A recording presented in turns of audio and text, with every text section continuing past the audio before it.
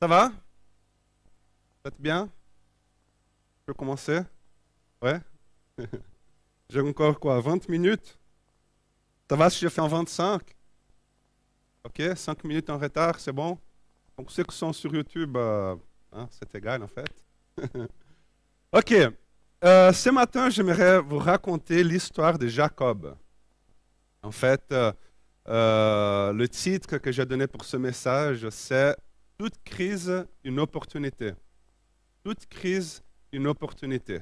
Et puis, l'histoire de Jacob, qui commence justement en Genèse, le chapitre 25, nous allons lire de Genèse 25 jusqu'au chapitre 33, 34, plus ou moins.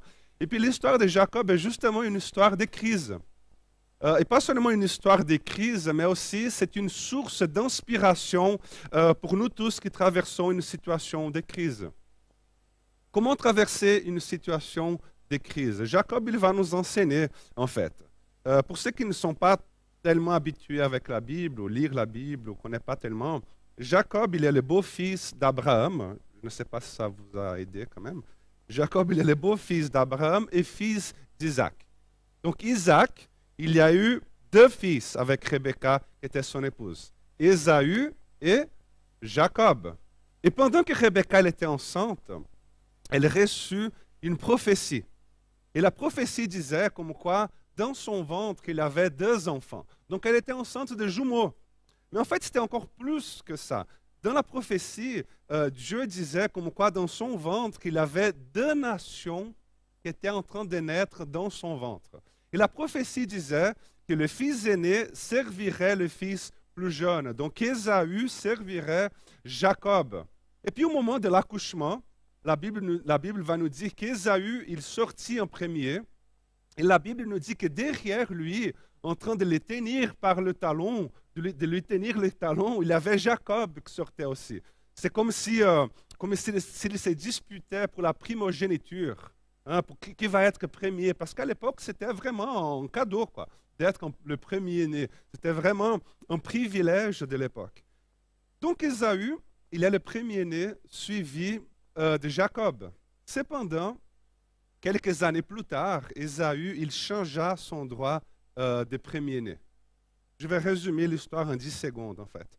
Donc, un jour, Ésaü, il avait tellement faim, il était tellement fatigué qu'il échangea ce droit de premier-né avec son frère par un plat de lentilles. Je ne sais pas vous, mais il faut être vraiment fatigué. Il faut avoir vraiment de faim. Il faut vraiment aimer les lentilles. Hein?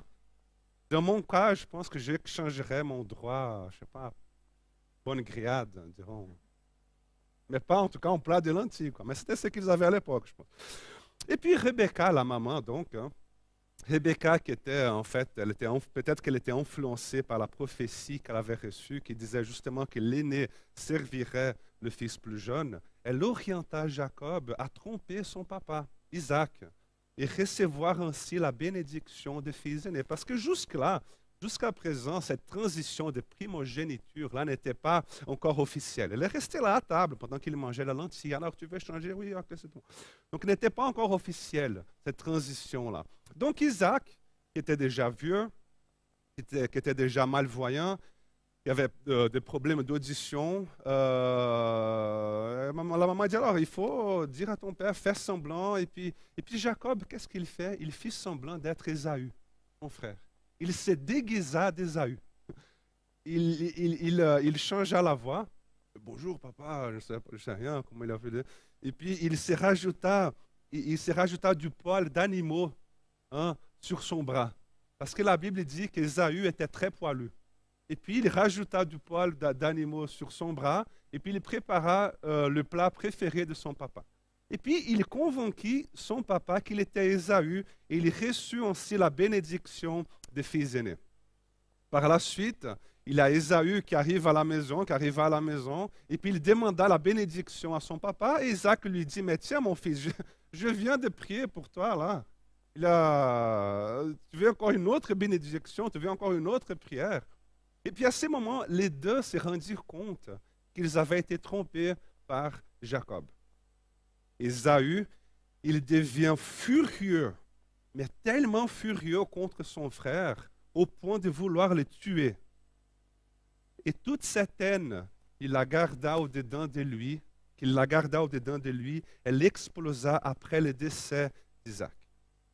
Et quand Isaac décéda, quand le papa décéda, Rebecca avertit Jacob de s'enfuir parce qu'Ésaü cherchait justement la vengeance. Je pense que Jacob était un peu le chouchou de la maman, en fait. Hein. C'est un peu les fils préférés.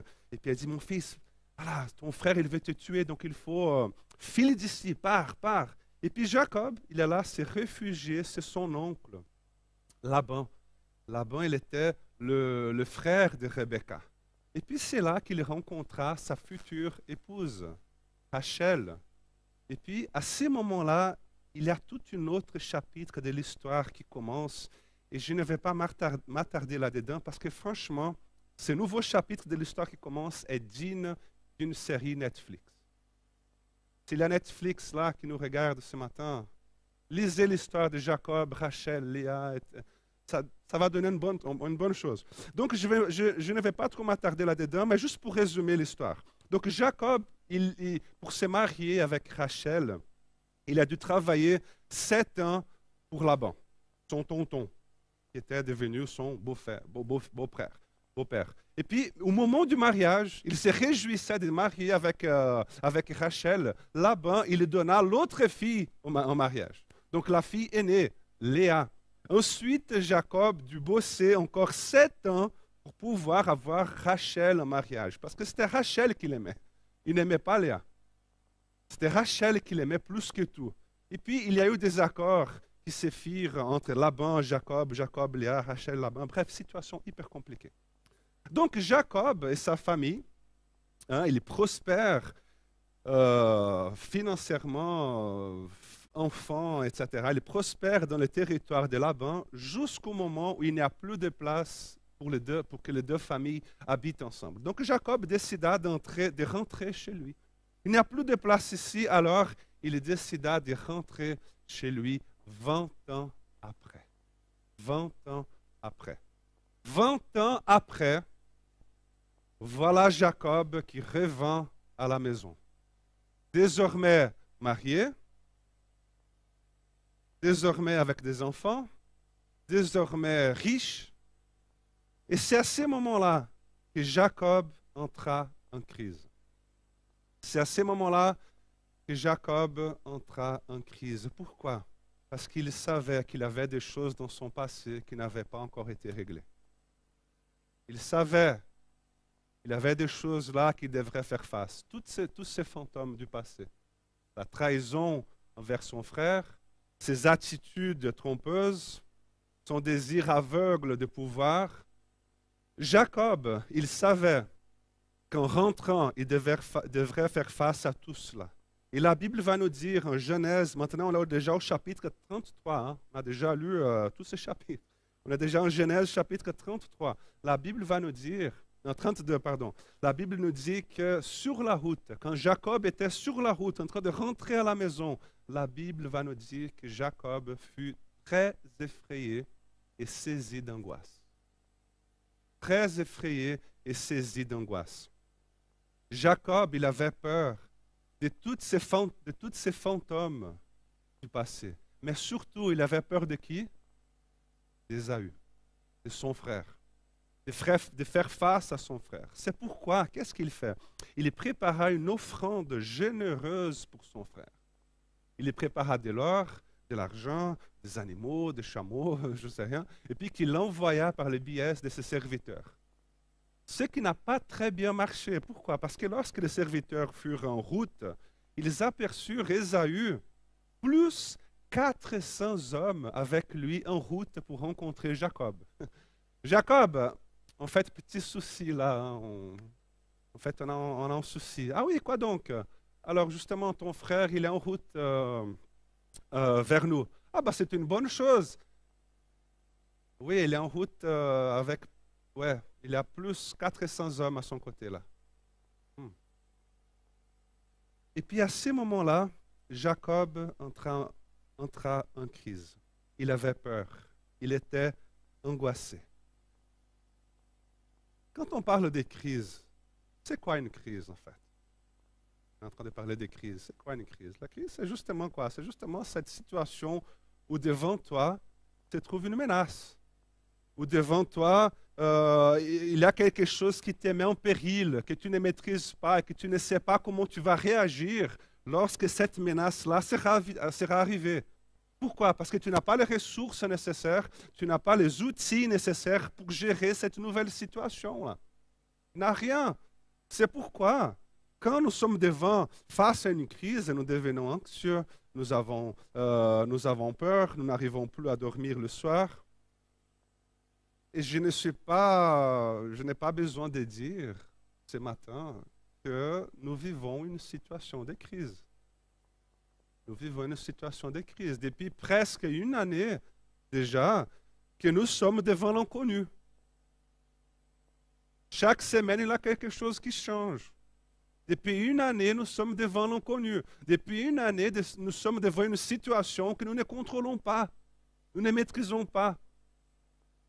Et là, j'ouvre juste une parenthèse, une pensée spéciale et une prière spéciale à tous les restaurateurs, à tous les commerçants qui nous regardent, à tous les indépendants, à toute l'équipe médicale qui sont justement en train de souffrir par cette crise. Soyez bénis. Nous sommes, frères et sœurs, devant une réalité qui nous dépasse en fait. Nous sommes en crise dans ce sens-là.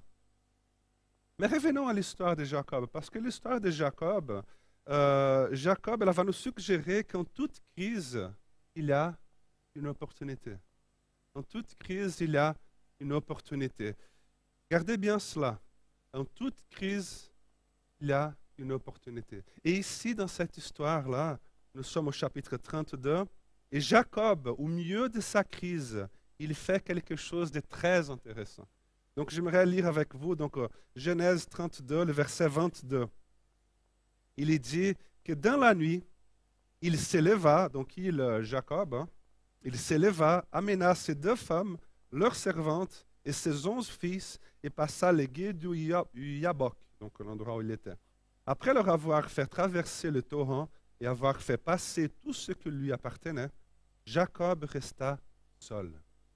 Il resta seul. Alors, un individu lutta avec lui jusqu'à l'aube. Quand celui-ci vit qu'il n'arrivait pas à vaincre Jacob, il lui porta un coup à l'articulation de la hanche qui se démit pendant qu'il luttait avec lui. Puis il dit à Jacob, « Laisse-moi partir, car le jour s'élève. » Mais Jacob répondit, « Je ne te laisserai pas aller avant que tu ne m'aies béni. »« Quel est ton nom ?» demanda l'individu. « Jacob, répondit-il. « Désormais, reprit l'autre, tu ne t'appelleras plus Jacob, mais Israël. » Il lutte avec Dieu, car tu as lutté avec Dieu et avec les hommes, et tu as vaincu. Jacob l'interrogea, « Je t'en prie, fais-moi connaître ton nom. »« Pourquoi me demandes-tu mon nom ?» lui répondit-il, et il le bénit là. Jacob nomma ces lieux Péniel, la face de Dieu, car, dit-il, j'ai vu face à face, j'ai vu Dieu face à face, et j'ai eu la vie sauve. J'ai vu la face de Dieu face à face, et j'ai eu la vie sauve. Amen. Dans toute crise, une opportunité. Mais bon, en fait, pourquoi est-ce que je vous dis cela? Et en fait, comment concrètement cela nous concerne-t-il aujourd'hui? Comment concrètement cela nous concerne-t-il actuellement dans cette transition, dans cette situation que nous sommes en train de vivre? J'aimerais te dire que dans ta crise, tu n'es pas seul. Il y a au moins 3 personnes là avec toi. Dans ta crise, tu n'es pas seul. Il y a au moins 3 personnes là avec toi. D'abord, il y a toi.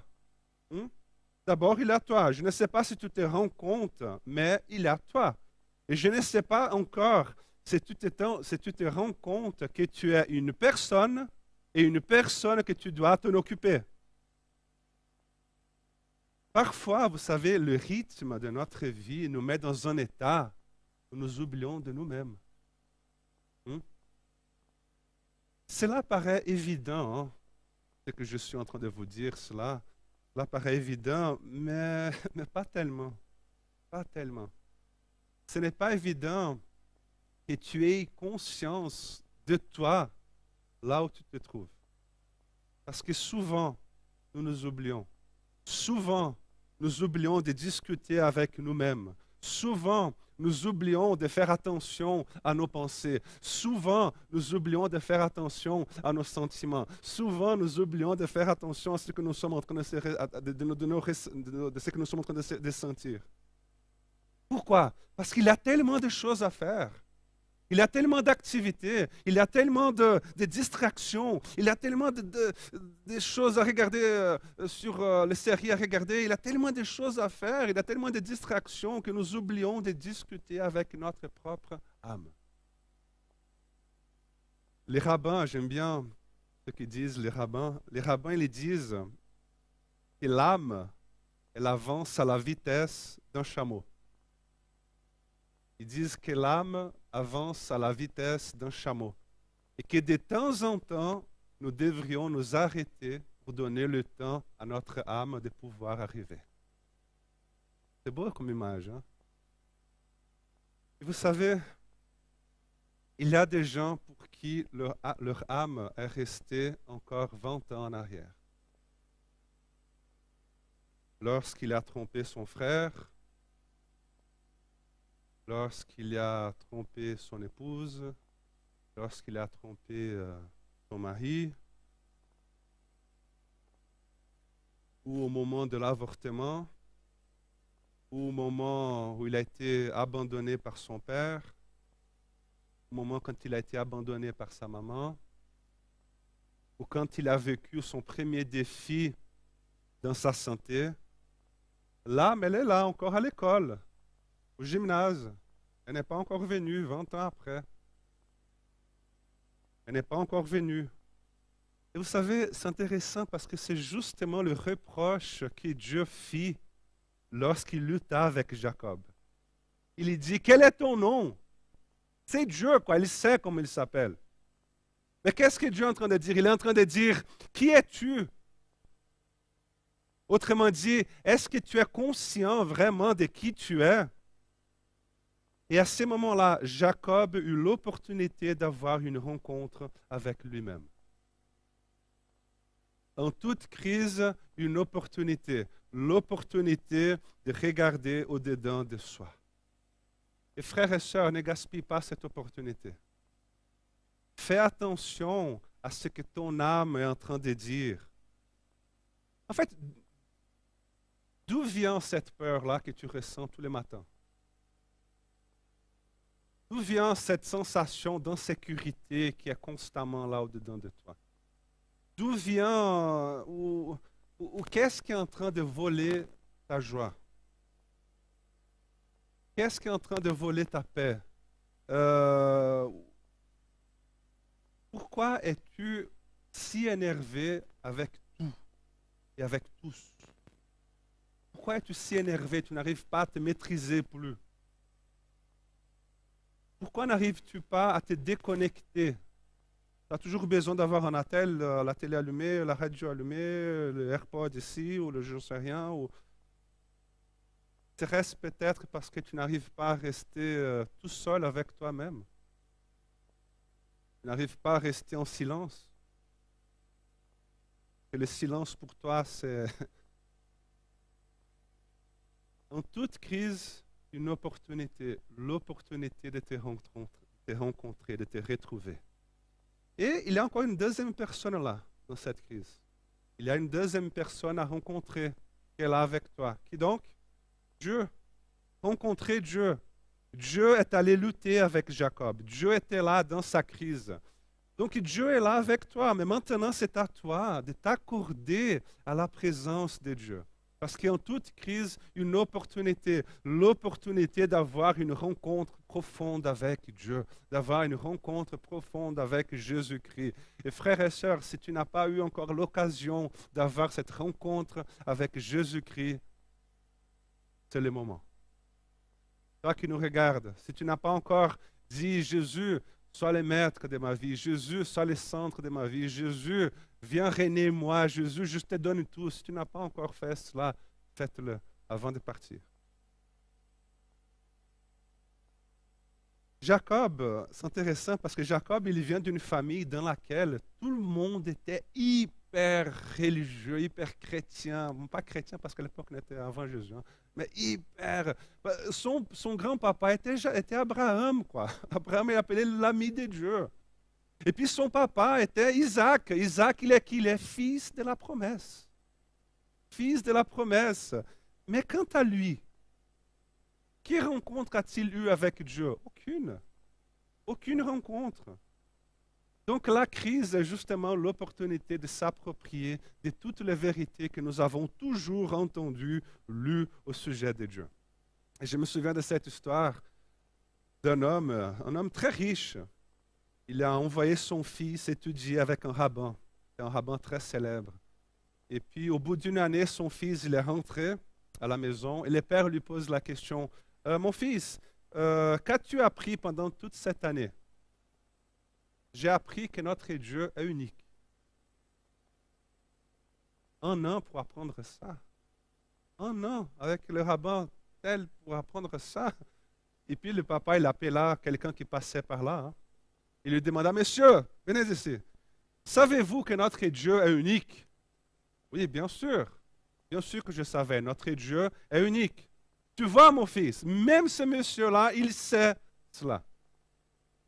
Et puis le fils lui répondit, papa, lui, il a entendu parler que notre Dieu est unique.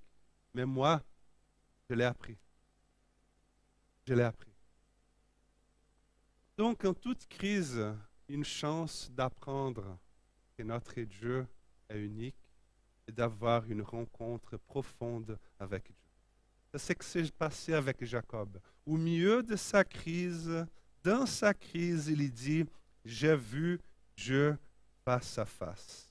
J'ai vu Dieu face à face. En toute crise, une opportunité, l'opportunité d'avoir une rencontre profonde avec Dieu. Et il y a encore une troisième et dernière personne à rencontrer dans cette crise. Donc d'abord, il y a toi. Fais attention à toi-même. Fais attention à tes émotions, à ta santé psychique, physique, émotionnelle, spirituelle. Et deuxièmement, il y a Dieu. Demande au Saint-Esprit de te sensibiliser à sa réalité, à sa présence. Et puis, il y a une troisième personne là dans ta crise à rencontrer. Et donc, la personne que tu aimes.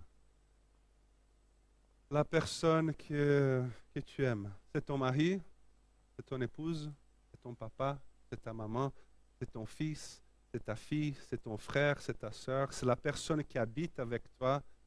Il y a encore quelqu'un là avec toi. En toute crise, une opportunité, l'opportunité de rencontrer les gens, l'opportunité de nous réconcilier avec les gens. Jacob, il a dû rencontrer Ésaü, n'est-ce pas? Et que c'est beau cette rencontre. Et cette rencontre qu'elle nous est racontée en Genèse, le chapitre 33, qui nous raconte ces moments. Lorsque les deux sont face à face, lorsqu'ils sont là, Jacob, il essaie de persuader son frère, encore, toujours d'accepter l'offrande qu'il avait préparée. Peut-être parce qu'il avait toujours peur de lui, quoi. Dans le but peut-être de le calmer, d'éviter la vengeance, d'éviter un conflit armé, d'éviter l'assassinat de ses enfants, de ses femmes et tout. Mais Ésaü, il n'est pas à l'aise avec ça. Il dit, mais mon frère, garde ça pour toi. Je n'ai assez. J'ai beaucoup de biens, mon frère. Garde ce qui est à toi. Mais Jacob insiste. Regarde ce qu'il dit au Genèse 33, verset 10. Il dit, si j'ai obtenu ta faveur, accepte mon présent, car je t'ai vu en face, comme on regarde la face de Dieu. C'est beau. C'est beau ça. Je t'ai vu en face, Ésaü, comme on regarde la face de Dieu. La beauté de Dieu dans les gens que nous aimons, c'est ça. Donc il y a quelqu'un là avec toi. Il se peut que ça fasse déjà longtemps que tu ne l'observes plus, que tu ne la remarques plus, Peut-être que ça fait déjà longtemps que tu ne fais plus attention à ton mari. Ça fait déjà longtemps que tu ne fais plus attention à ton épouse. Il n'y a plus de discussion, il n'y a rien qui s'approfondit. Peut-être que ça fait déjà longtemps que tu n'entends plus le cœur de tes enfants, les émotions de tes enfants, les sentiments de tes enfants. Peut-être qu'il y a longtemps que tu n'entends plus les sentiments de ton papa, le cœur de ta maman. Ou... Cela faisait 20 ans qu'Ésaü et Jacob ne se voyaient pas. 20 ans. Et lorsqu'ils se rencontrent, Jacob, il est étonné que son frère ne soit pas furieux. Il est étonné de voir que son frère ne désire pas la vengeance. Il est étonné. Au contraire, Ésaü vient avec un cœur humble. Il vient avec un cœur doux. Et j'imagine que Dieu a dû travailler aussi pendant toutes ces années dans son cœur. C'est pourquoi quand il y a les retrouvailles, c'est comme si Jacob voyait la face de Dieu. Donc en toute crise, une opportunité, l'opportunité de rencontrer la personne qui est assise à nos côtés. L'opportunité de rencontrer la personne qui est assise à tes côtés. Et trouver justement la beauté de Dieu dans la face de l'un et de l'autre. Mais pour cela, les amis, il faut de temps en temps étendre le natel. Il faut de temps en temps étendre la télé. Il faut arrêter la série Netflix, là. Discuter. Regarder les yeux dans les yeux. Il faut de temps en temps mettre en pause la musique. Regarder les yeux dans les yeux. Donc, en toute crise, une opportunité. Et vous savez, depuis une année, le monde est devant une grande opportunité de se réinventer. Depuis une année, presque une année, nous sommes devant une grande opportunité de nous réinventer. C'est pour ça que je dis que le moment est arrivé de nous retrouver en tant que personne, de nous laisser transformer. Tu n'es plus Jacob, tu es Israël, car tu as lutté avec Dieu et tu as été béni parce que tu as été transformé. Le moment est arrivé pour que nous, d'avoir une rencontre avec Dieu. Vous savez, il y a beaucoup de gens qui vivent dans le confort, mais qui ne connaissent pas encore le Seigneur. C'est-à-dire qu'il y en a d'autres qui, malgré la douleur, malgré le manque de confort, malgré la souffrance, ils arrivent à dire comme Jacob, j'ai vu Dieu face à face. Et le moment est arrivé aussi de voir la beauté de Dieu dans le visage de mon prochain. Amen. C'est pourquoi, frères et sœurs, je prie que vous soyez vraiment bénis dans ces temps de crise. Et parce qu'en toute crise, une opportunité. Ne gaspille pas les opportunités que Dieu est en train de te donner. Ne gaspille pas l'opportunité de te rencontrer, de te retrouver en tant que personne. Ne gaspille pas l'opportunité d'approfondir ta relation avec Dieu, avec Jésus-Christ, de t'abandonner à lui. Et ne gaspille pas l'opportunité de te retrouver, de te réconcilier, de redécouvrir la personne qui est assise de tes côtés. Dans toute crise, une opportunité. Ne gaspille pas ces moments-là. Amen. J'aimerais prier pour vous bénir. Si vous voulez déjà vous lever pour la bénédiction,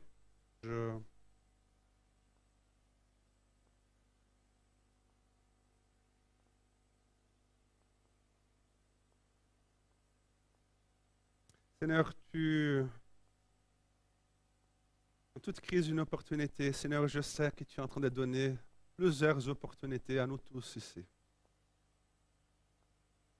Je prie, Seigneur, que nous ne les gaspillons pas. Donc, Seigneur, aide-nous. Aide-nous. Seigneur, bénis la vie de chaque personne qui est ici. Que eux les connaissent, Seigneur. Quelles sont les opportunités qui sont là devant eux. Je prie, Seigneur, que tu les aides, que tu leur donnes la force nécessaire pour saisir cette occasion et y entrer, Seigneur, et avoir une rencontre avec toi, découvrir, retrouver, faire un travail sur eux-mêmes, réconcilier avec la personne qui est là Il aime. La liste continue, Seigneur.